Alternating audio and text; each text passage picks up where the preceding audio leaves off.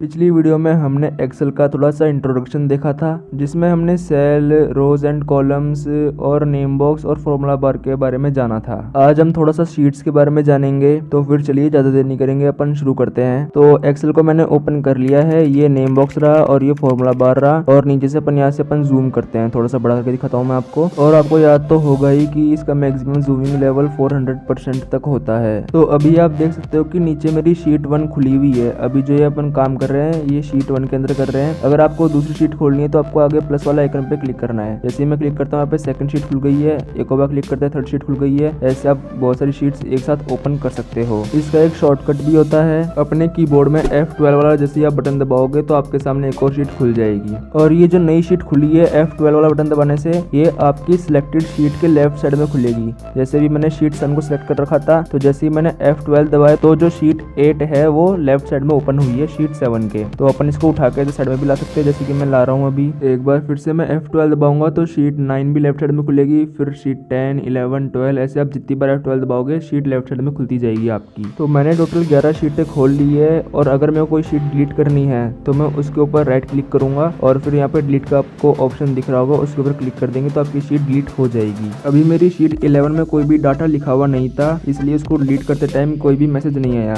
अब मैं अपनी शीट 10 के अंदर कोई डाटा लिख देता हूँ और अब इस शीट को डिलीट करते हैं। तो जैसे ही मैं शीट को डिलीट करता हूँ तो यहाँ पे सामने एक वार्निंग आती है कि आपकी शीट का पूरा डाटा डिलीट हो जाएगा और आप इसको अंडू नहीं कर पाओगे। मतलब अगर आपकी शीट डिलीट हो गई तो आपका कोई भी डाटा वापस से अंडू नहीं होगा। तो इसको अपन डिलीट कर देते हैं एक बार।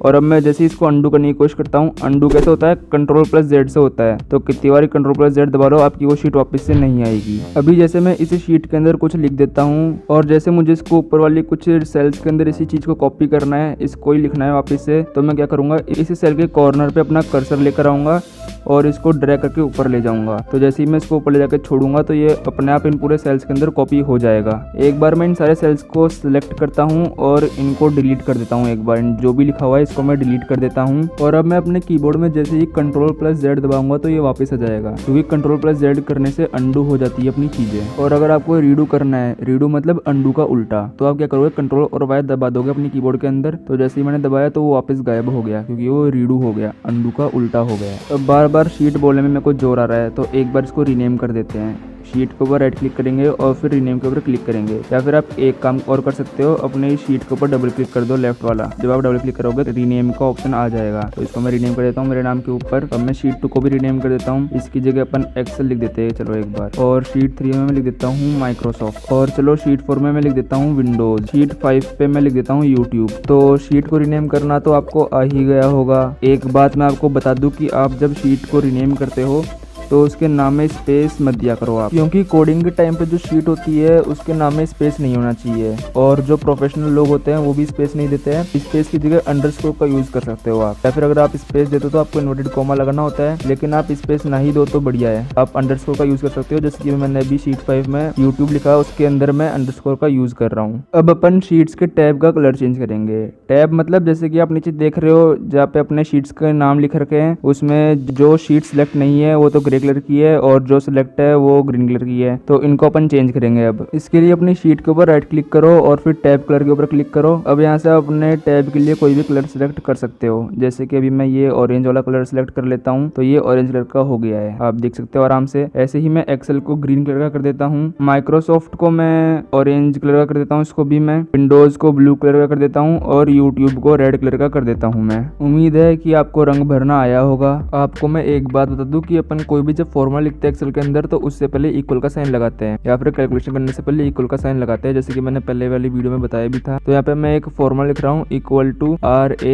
=RANDBETWEEN between. इस फॉर्मूले से क्या होता है ये मैं आपको बताऊंगा अभी थोड़ी देर में। अभी आपने नोटिस किया होगा कि जब आप ये फॉर्मूला लिख रहे थे तो यहाँ पे नीचे सजेशन में भी आ रहा था ये लिखा हुआ। अभी मैं वापस लिख के बताता हूँ आपको। अभी जैसे मैं लिख रहा हूँ तो यहाँ पे देखिए नीचे यहाँ पे आपको सजेशन में दिख गया है। अपने डाउन वाले एरो से आप उसको यहाँ पे लेके आओ नीचे और फिर टैब बटन दबा दो। जैसे जैसे ही आप टैब बटन दबाओगे आपको ये पूरा फॉर्मूला वापस से एंटर हो जाएगा। अभी जैसे मुझे कोई भी रैंडम नंबर चाहिए 30 और 99 के बीच में, तो ये फॉर्मूला उसी के काम आता है। यहाँ पे मैं स्टार्टिंग नंबर लिख देता हूँ, जैसे कि 30, मेरे को 30 से बड़ा नंबर चाहिए और फिर कॉमा लगाना है, और 99 से मेरे को छोटा नंबर चाहिए। अरे डॉट कहाँ से लग गया, कॉमा लगाना है मुझे, 30,99। अब मैं जैसे एंटर करूंगा तो यहाँ पे एक रैंडम नंबर आ गया 56, जो कि 30 और 99 के बीच में है। अब वही मेरे को ये फॉर्मूला वापस रिपीट करना है, तो मैं इस सेल के कॉर्नर पे अपना कर्सर लेके आऊंगा और इसको ऐसे ड्रैग कर लूंगा। तो यहाँ पे आप देख सकते हो ये फॉर्मूला अपना रिपीट हो गया है वापस से। अब मैं चाहता हूँ कि मेरी इस शीट के साथ कोई भी छेड़खानी ना करे, यानी कि मुझे इसे लॉक करना है, इसको प्रोटेक्ट करना है। तो मैं क्या करूंगा, अपनी इस शीट के ऊपर राइट क्लिक करूंगा और फिर प्रोटेक्ट शीट के ऊपर क्लिक कर दूंगा। अब यहाँ पे ये हमको पासवर्ड लगाने के लिए बोल रहा है, तो मैं पासवर्ड लगा देता हूँ 1 2 3 4 5, और फिर आप जैसे एंटर करोगे तो आपको दोबारा से पासवर्ड को एंटर करना पड़ेगा, कंफर्म करना पड़ेगा और फिर ओके कर देंगे। अब यहाँ पर आप अगर कुछ भी एडिट करने की कोशिश करोगे तो यहाँ पर आपको एक पॉपअप शो होगा कि आप इसको एडिट नहीं कर सकते, आपको पहले इस शीट को अनप्रोटेक्ट करना पड़ेगा। शीट को अनप्रोटेक्ट करने के लिए अपनी शीट के ऊपर राइट क्लिक करेंगे और फिर अनप्रोटेक्ट शीट के ऊपर क्लिक करके वही पासवर्ड एंटर कर देंगे और फिर ओके कर देंगे। अब आप कुछ भी एडिटिंग कर सकते हो अपनी शीट के अंदर, क्योंकि आपका वो पासवर्ड हट चुका है। अब प्रोटेक्शन की बात आ ही गई है तो एक बात और बता देते हैं आपको। मैं चाहता हूँ कि इन बीच वाले सेल्स को छोड़कर बाकी पूरी शीट प्रोटेक्ट हो जाए, मतलब कि जो सिलेक्टेड सेल्स है मैं उनके अंदर ही एडिटिंग कर पाऊँ और बाकियों के साथ कोई एडिटिंग नहीं कर पाऊँ मैं। ऐसा करने के लिए पहले मैं इन सेल्स को सिलेक्ट कर लूंगा जिन्हें मुझे प्रोटेक्ट नहीं करना है, जो कि मैंने पहले ही कर रखा है। और यहाँ पर देखिए होम टैब के अंदर फॉर्मेट के अंदर आ जाऊंगा मैं। यहाँ पर आप लॉक सेल का आइकन देखिए, ये जो ताला है डब्बे के अंदर पैक हो रखा है अभी। इसका मतलब ये है कि अगर मैं इस शीट को प्रोटेक्ट करता हूँ तो ये वाले सेल्स जो है ये भी प्रोटेक्ट हो जाएंगे, लेकिन मुझे इन सेल्स को प्रोटेक्ट नहीं करना है, तो मैं इस लॉक सेल के ऊपर क्लिक कर दूंगा। और अब फिर से फॉर्मेट के ऊपर क्लिक करके आप देखिए लॉक सेल का आइकन, अब ये जो ताला है वो डब्बे के अंदर पैक नहीं है। इसका मतलब ये जो सिलेक्टेड सेल्स है ये सारे के सारे अनलॉक हो चुके हैं। अगर मैं इस शीट को प्रोटेक्ट करूंगा तो ये वाले जो सेल्स है ये प्रोटेक्ट नहीं होंगे, यानी कि इनमें आप छिड़कानी कर पाओगे और बाकी के साथ नहीं कर पाओगे। एक बार मैं आपको करके दिखा भी देता हूँ। यहाँ पर प्रोटेक्ट शीट के ऊपर क्लिक कर देते हैं और पासवर्ड डाल देते हैं 1 2 3 4 5, वही पहले वाला डाल दिया मैंने पासवर्ड, और फिर ओके करके एक और बार पासवर्ड को एंटर कर देंगे। अब मैं जैसे ही दूसरे सेल्स के ऊपर क्लिक करके एडिट करता हूँ तो वो एडिट नहीं हो रहे हैं, लेकिन हमने जिन सेल्स को अनलॉक किया था उनमें हम एडिटिंग कर पा रहे हैं। तो आज के लिए तय रखते हैं, बाकी देखते हैं क्या करें। मिलेंगे अगली वीडियो।